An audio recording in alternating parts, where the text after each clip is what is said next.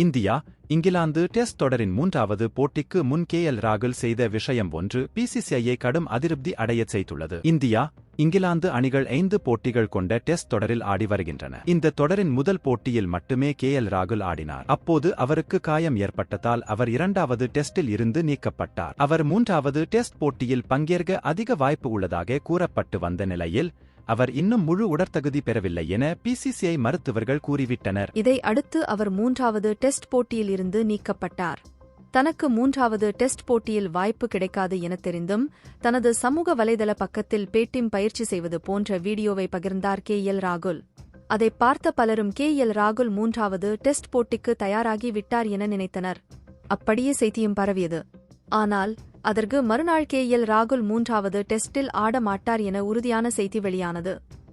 ராகுல் தவறான தகவலை பரப்பும் வகையில் தனது பயிற்சி வீடியோவை பகிர்ந்தது பிசிசிஐ அதிகாரிகளை கடும் அதிருப்திக்கு உள்ளாக்கியிருக்கிறது.